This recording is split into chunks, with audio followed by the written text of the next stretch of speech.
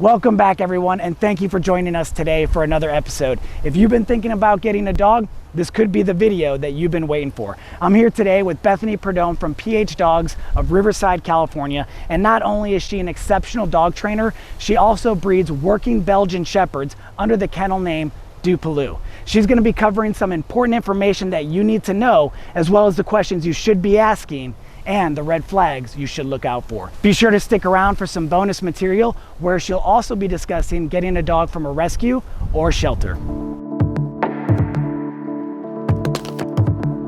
So now that you've decided on a breed, now you need to find a good breeder. So when you're looking for a good breeder, there's some different resources that you can utilize. The American Kennel Club has their AKC marketplace that will showcase breeders that have puppies available or breedings that are coming up soon.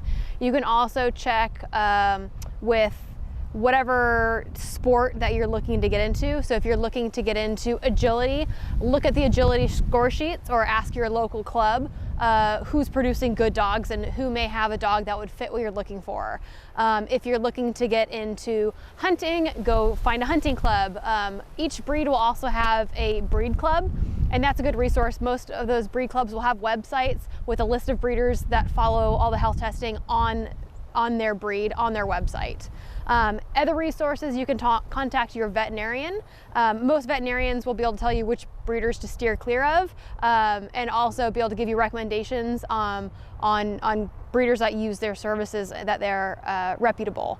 What you want to avoid: Craigslist, oh, well, my neighbor has puppies because they have 2 dogs in the backyard. Avoid all of that stuff.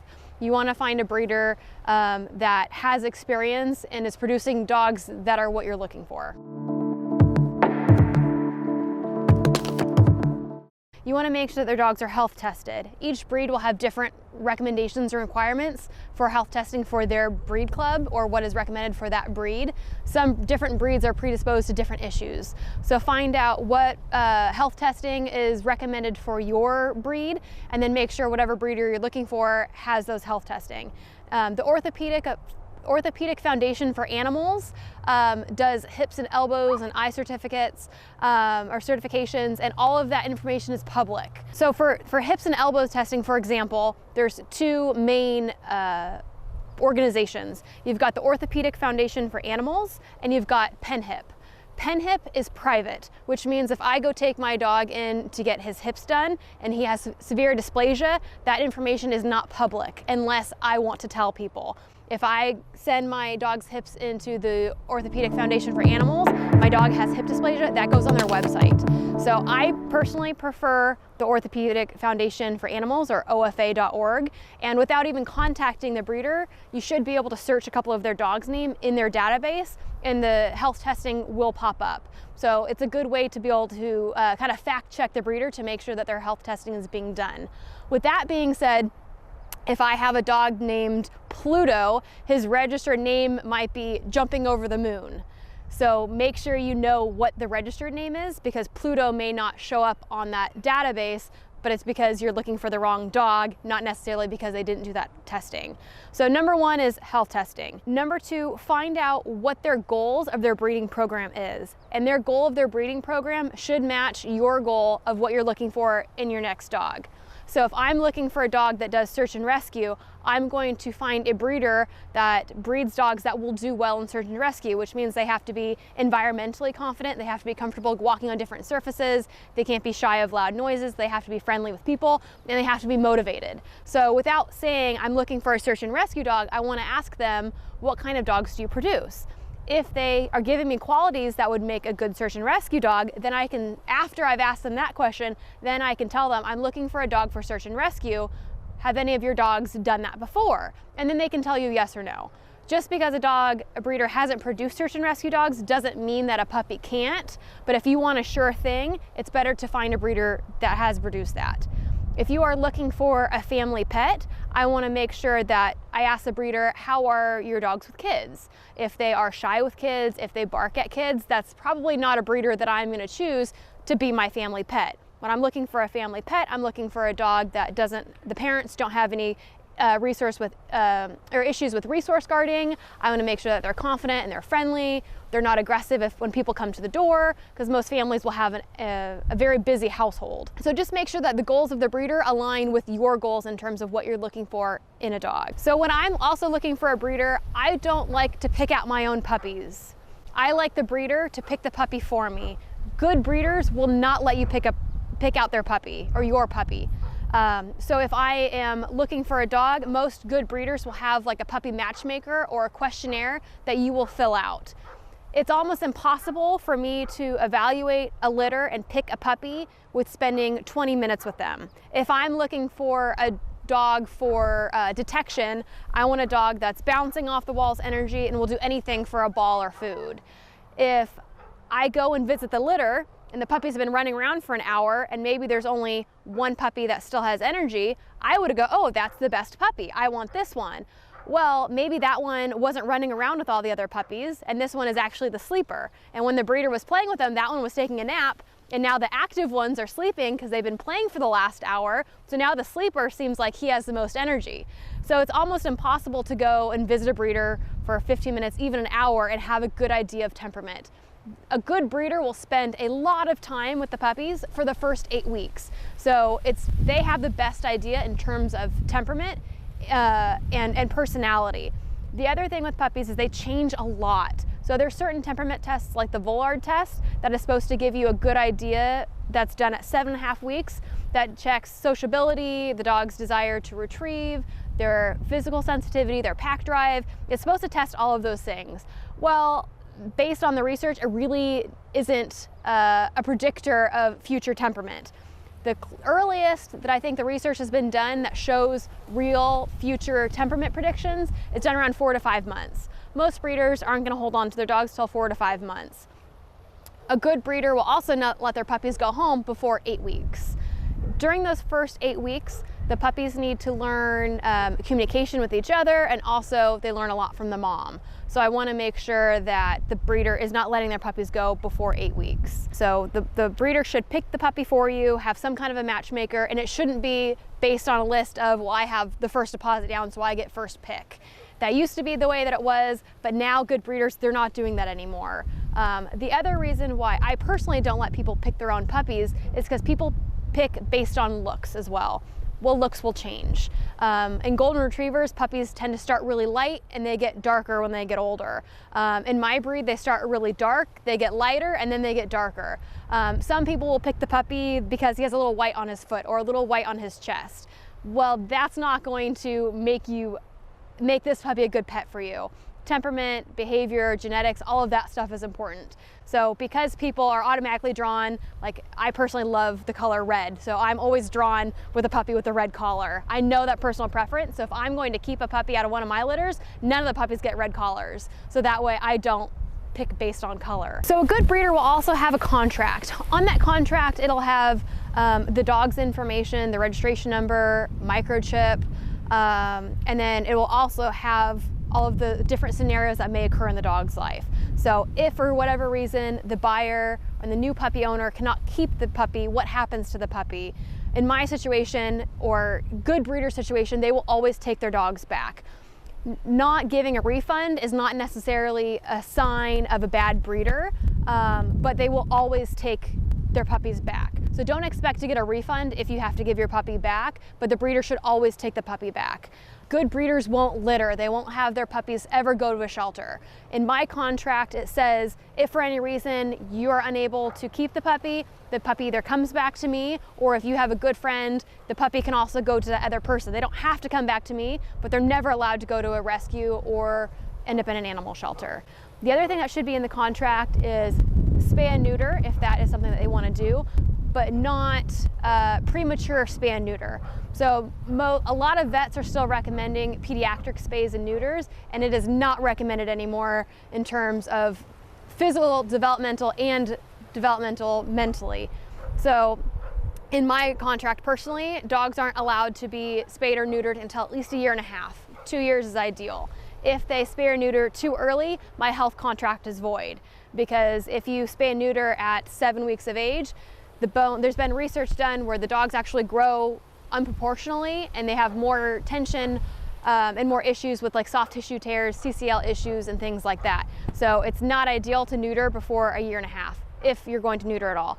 With that being said, a good breeder will also have stipulations on you breeding your dog. So just because you leave them intact does not necessarily mean that you should breed your dog.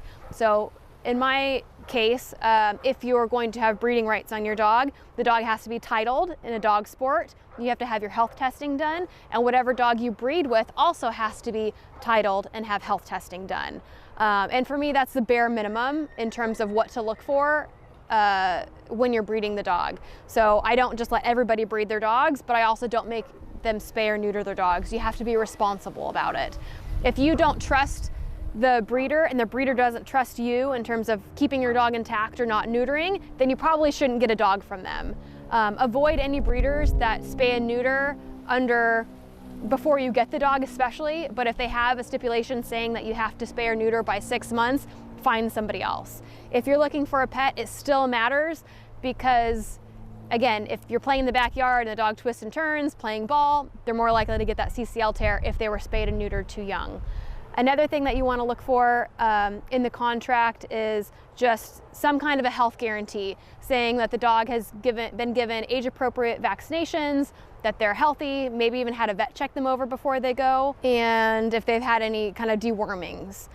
There's certain things that are very, very common that a lot of puppy buyers freak out about, especially in California. We have a lot of Giardia. A puppy testing positive for Giardia does not mean that the breeder is a bad breeder. It's very common and it's very easily treated. But a lot of veterinarians will tell the breeders that the puppy came from a dirty breeder, but it actually just comes from water. So if one puppy steps in poop and then tracks its way and sticks its paws in the water bowl, which a lot of them do, that's how you can get Giardia. So it doesn't mean that the puppy has been neglected or abused. Giardia is very common. So some kind of a health certificate, some kind of health guarantee, all the information's for the parents. So red flags, what to look out for. You don't want a breeder who sends their dogs home before 8 weeks of age. If it's a couple days because it's a weekend and they want to make sure that you have time with the puppy, that's okay, but nothing earlier than 7.5 weeks, like at the absolute minimum. I also don't like to get my puppy, for me, because I do work, I don't like to get them past 13 weeks of age unless the breeder is doing a great job socializing them, because dogs' key socialization period is up to 13 weeks. If you're looking for a pet dog and the breeder is doing all of their homework and is really working with the dog, then that can be a great advantage waiting until after their key socialization period, because the breeder is basically doing a lot of your homework for you. But if the breeder is not doing their homework and you get the dog after 13 weeks of age, they've never left the backyard, they've never have anybody come over, they don't do anything with the puppies, that's a big red flag, because that's going to be big problems for you later. Another red flag is breeders who say that health testing is the fact that their vet checked them over and said that they're healthy. That's not health testing. Yes, that's good that they're healthy, but that does not make them a breeding quality dog. Another red flag for me is any kind of fearfulness. There's no reason to be breeding fearful dogs. If you're looking for a pet or a working dog, if I have a dog that is nervous of people, in my opinion, it does not need to be bred. I want confident, happy, no matter what you're looking for, you want a confident, happy dog. Another red flag would be a really simple, if you go and see the litter, or you're talking to the breeder on the phone, and the puppies are 8 weeks or almost 8 weeks, ask when was the last time they had their nails trimmed. So backyard breeders a lot of times don't trim their nails. They don't think about it, they don't handle their dogs that often, they're not getting scratched up, they obviously just don't care. Good breeders will be trimming their nails pretty often. That also leads itself into dogs that are used to being handled. If the puppies are used to being handled and used to having their nails done, again, that's one less thing that you have to worry about because the dog has already been desensitized to that kind of handling. Another thing to look out for is if the breeder wants to just meet you at a parking lot. If they refuse to FaceTime with you so you can see where the dogs are kept, or you're not able to meet the parents, that's a red flag. Not every breed, the parents are friendly with strangers outside of the family.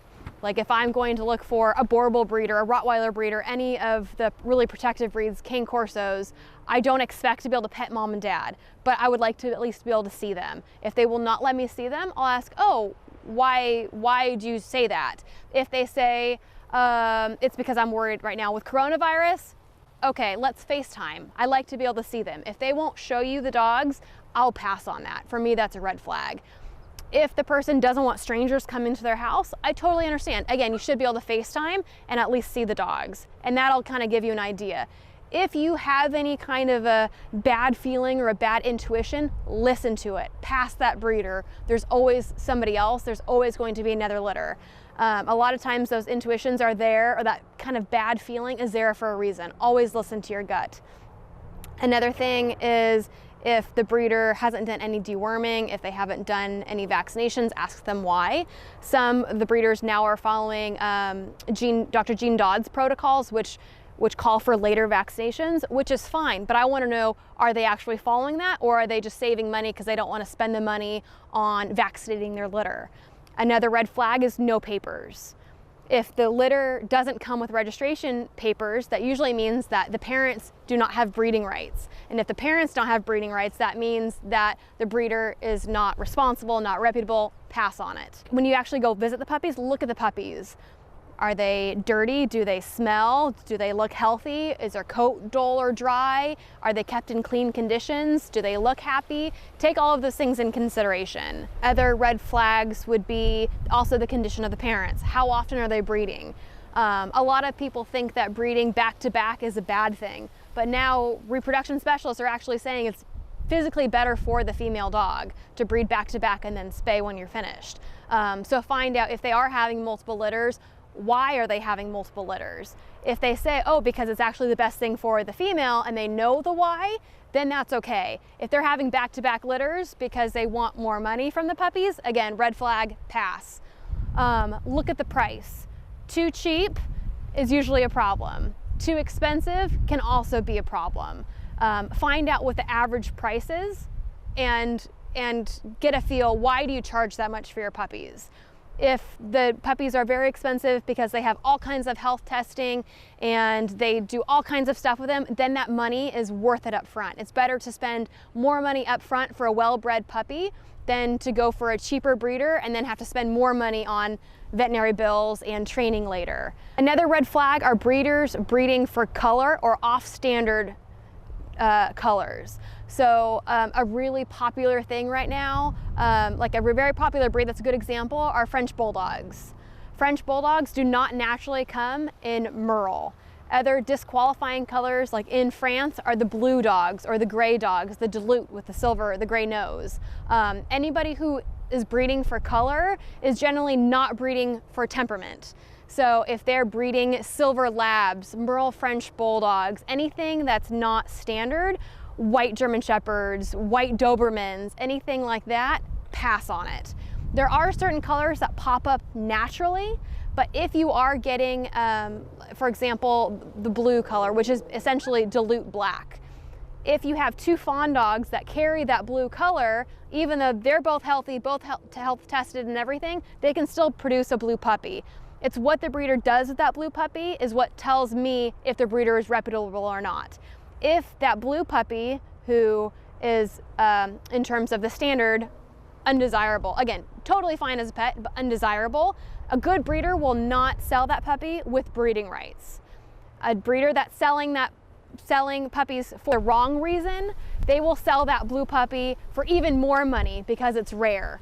So don't buy from a breeder who breeds rare colored dogs, because a lot of times temperament and health will go out the window because that's not what their goals are of their breeding program. Their breeding is for appearance, but it's non-standard. So avoid that. That's another big red flag that's very popular right now.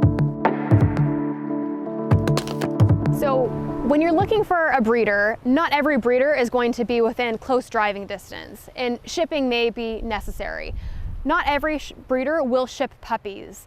Most puppies, when they're small enough, will fit under your seat and be able to ride with you on the airplane.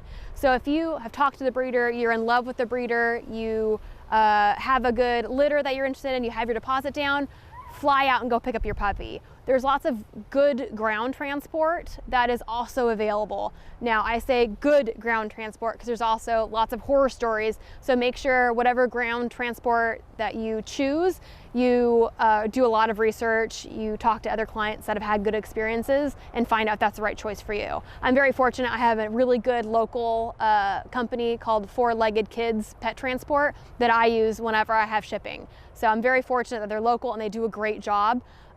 So it's not a red flag if a breeder won't ship, but me as a either buyer or a breeder, you should be able to figure out a way to get a puppy. Avoid shipping puppies unless you've been able to FaceTime and you've really have a good relationship with the breeder. Avoid from puppy mill states. Not every dog that's born in Missouri is a puppy mill dog, but there's a lot of really loose regulations in Missouri, so there are lots of puppy mills. So if I'm looking for a teacup Maltese, I'm not going to buy one from Missouri.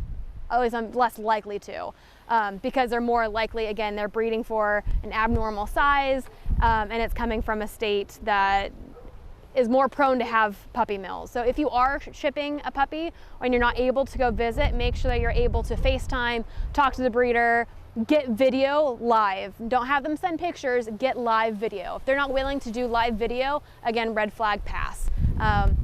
But there's no problem with shipping a puppy as long as you trust the breeder, they've done their health testing, you've done your research, you have a good relationship with them, you've seen the live video of the puppies, and if everything else checks out, there's no problem with shipping. So another thing that a lot of owners may view as a red flag, which is actually a really good thing that some breeders will do, is they will retire their breeding dogs into different forever homes. So if you're not going to become a hoarder, when the dog is retired from your breeding program, in my opinion, it's better to find that dog a home where they will be the center of a family's universe than be one of many. So if you're looking for a reputable breeder, but you're not looking for a puppy, feel free to reach out to a breeder that you find and find out if you ever have a dog that is retired from your breeding program, do you have a waiting list for those adult dogs? Those adult dogs are usually health tested, they are socialized, are usually already well trained, and they're usually not very expensive, and they still have a lot of years left on them. So you get all the benefits of getting a dog from a good breeder, good genetics, good training, good early upbringing without spending a fortune. So if you want to skip the bitey, puppy, chewy training phase, cleaning up accidents, getting a retired dog from a good breeder is also a great option. So if you decide to not get a dog or puppy from a breeder, but you'd like to adopt a puppy from a rescue or the shelter, what you're looking for is essentially the same minus the health testing, and you don't really know genetically what the dog is. So there's some simple tests that you can do to find out if this dog is good for you. So if you're going to the shelter, usually I'll just do a walkthrough first. A simple test that I learned from Sue Sternberg is you walk up to the kennel and you go, hi puppy, hi puppy, hi puppy, hi puppy. And you see if they follow your hand. The puppy that follows your hand and kissy, kissy, kissy, kissy, kissy, kissy, kissy, kissy is showing social behavior. The dog that tries to bite your fingers when you're sticking them through, you know, is a little bit playful. The dog that's barking at you and hitting the fence is probably going to need some work if you're going to adopt them. The dog that tucks his tail and goes to the back of the kennel or doesn't approach you, again, is not showing social behavior. So a really fast way to narrow down your search, walk up to all the kennels, hi puppy, hi puppy, hi puppy, hi puppy. The puppy that follows your hand, loose, waggy, and is happy to see you, that will narrow your search. Anybody who's showing any other behavior, I'm going to pass on. That does not mean that if you get them out of the kennel, they're not good dogs. Some dogs just don't show well. But if you are at the shelter looking for a good family pet, pick a dog that's easy. Don't pick a problem. Some shelters, the dogs won't come with any kind of background information, so you're just seeing them for what they are. So maybe they were neglected, maybe they were abused, maybe they just were never socialized, maybe they lived in the backyard their whole life. Maybe they had lots of practice being aggressive, or they were somebody's baby but they just moved. You don't always know. So what you're looking at is the dog right in front of you. So the dog right in front of me, again, I don't want fearful, I don't want aggressive. I want a dog that's friendly and social. So that's a really easy test, is see if the dog follows your hand, see if they approach, see if they lick, see how their reaction is to you. Obviously don't stick your fingers in the kennel with an aggressive dog. You can put your hand flat. It's more about just seeing, do they follow your social behavior, do they approach, how do they react to your baby talk. After you've narrowed down the search, then you can either visit those dogs out on the yard and look for how they react. I'm okay with dogs jumping on me and not having manners. I don't want any kind of crazy mouthiness where they're grabbing and they won't let go of clothing. I'm not looking for a dog that wanders off and never comes to visit me again. It's normal for the dogs to go run around and explore their environment if you're out into a larger area. But I want some kind of social behavior, because that's going to be easiest to train, is a dog that actually likes hanging out with you. So the biggest thing is social behavior. Just because they're shy or aggressive in the shelter doesn't mean they're going to be bad dogs, but stack the cards in your favor. Pick a dog that's friendly. If you go to a shelter or a rescue and none of the dogs are showing the happy-go-lucky, wiggly body language as you do that little test, that's fine. There's plenty of shelters and there's other rescues that are going to be that may have dogs that will fit what your criteria is and what you're looking for. Not every shelter is going to have social adoptable dogs at one time, and that's okay. You have to be willing to pass on these dogs. Another thing that you can do too is go up to the shelter and say, I'm looking for a small dog that doesn't bark much, that's good with kids. What do you have available? And a good shelter will be able to tell you, oh, this one will be good, this one will be good, this one will be good. Then you can go up and do that same little test and see how they do. You can also ask if there's a guy at the shelter, hey, can you come up and do that test? I'm not very intimidating for a lot of dogs, so I will get a lot of social friendly response, where if I get a guy with a beard that's tall, that's wearing a hat, he may not get that same reaction. So I want to see with another person, does that dog still have that social, loose, happy-go-lucky behavior? If I have that social happy-go-lucky behavior, I can save a lot of problems, I can save a lot of stress, I can save a lot of money on training. So if you're picking a dog from a breeder or you're going to a rescue, making the right choice and picking a dog that would be a good match for you, that is social, friendly, confident, is going to be the number one. That doesn't mean that you can't train dogs that have issues, but if you're starting off on the right foot, everything else is going to be a lot easier, because it's still likely that the dog that you get may not be perfect. They may have issues and may be scared of fireworks. They may pull on a leash. They may be scared of loud noises, whatever. But at least if I know that I'm starting with a dog that's social, happy, confident, then that'll make everything else much easier later. So find a rescue that you can go and actually interact with the dogs. Some shelters, you're not actually able to do that. I wouldn't recommend adopting a dog just based on a picture. So don't do that. Some rescues will have trial periods where you can take the dog home for 2 weeks and see if it's a good fit. I personally think that it takes a lot longer than 2 weeks for a dog to get settled in and find out if a dog is a good fit or not. So for me, that's not necessarily a selling point, but it's also a nice thing. So that way, if it didn't work out, you know, the dog can always go back to the rescue. It's also good if you can find a rescue or a shelter that does fosters, because the dog living in that home environment will have a better idea of the dog's temperament. They'll also know if the dog is reactive to other dogs or barks at the door, all of those things that you may be wanting to avoid. Watch out for rescues that we do, that do what we call rescue retail. So if they're adopting golden retrievers from China, from the meat market, that's probably not true. They're also usually adopting these dogs out for quite a bit of money. So make sure the source of where they're getting their dogs is reputable. And the sources should be from, you know, either rescue them from the streets, bad situations, owner relinquish. Any of those resources or those sources are fine. I don't like to support rescues that import them from other countries just because we have enough dogs here that need homes. But that's really personal preference. Just watch out for red flags. If they've got purebred French Bulldog puppies, that's probably rescue retail. If they have golden retrievers from the meat market, that's probably not true. So just make sure that you're doing your research on them. Most rescues or shelters are nonprofits. All of that information is public, so you can always check that out.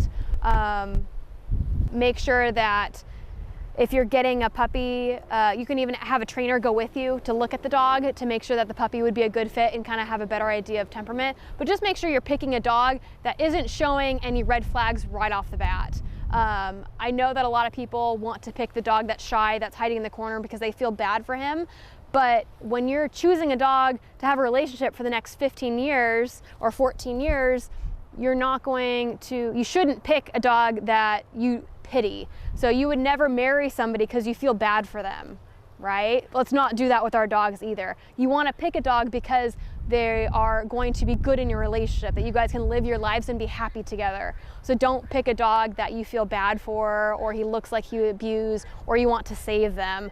That will lead to divorce with your dog, just like it leads to divorce with people. So make sure you choose wisely when it comes to getting a puppy or a dog. And the same thing happens when you get a puppy from a breeder. Don't pick a puppy from a bad breeder because you want to save it from that breeder. If you're paying them for that puppy, you are buying from them. Even if you think that you are saving that puppy from a bad situation, if you're exchanging money, you are buying a puppy. And you are supporting that bad breeder. So never pick a puppy or choose a dog because you feel bad for them. Thank you again for watching today. Please hit that like button. Don't forget to leave a comment, and of course, as always, subscribe. If you want to learn more from Bethany at PHDOGS, all the links will be in the description below. And a huge shout out to our cinematographer, Dakota. His links will be in the description as well. So be sure to check that out. Thank you again for watching.